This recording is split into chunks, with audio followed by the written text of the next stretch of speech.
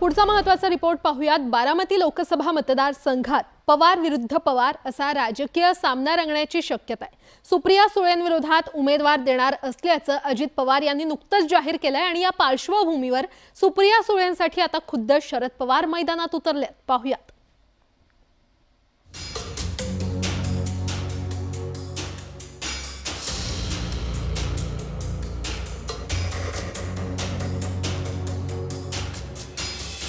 अजित पवारांनी बंडखोरी केली आणि राष्ट्रवादी काँग्रेसमध्ये उभी फूट पडली। आता पवार कुटुंबातही दरी वाढत चालली आहे। राष्ट्रवादी काँग्रेसमधील बहुसंख्य आमदार घेऊन अजित पवार सत्तेत सहभागी झाले। त्यानंतर अजित पवारांनी राष्ट्रवादी काँग्रेस पक्षावर दावा सांगितला।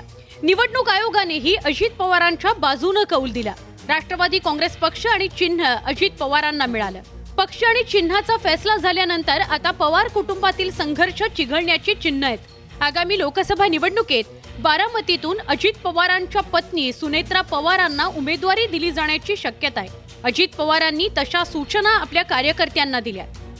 काही दिवसांपूर्वी अजित पवारांनी बारामतीत बोलताना आपलाच उमेदवार निवडून द्या असं आवाहन केलं होतं।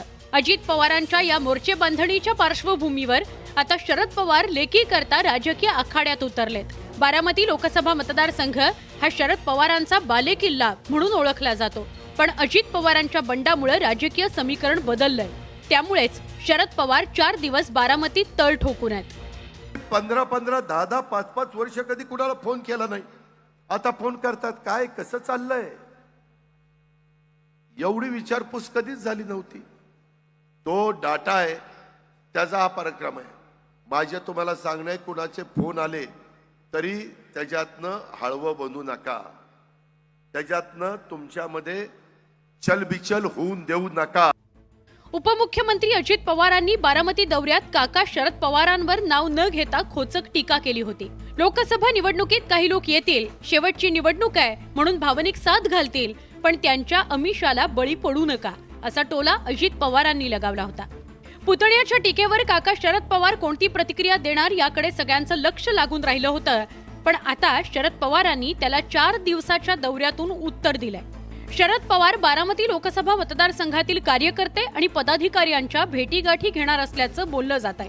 गुरुवारपासून शरद पवारांचा बारामती दौरा सुरू होणार आहे।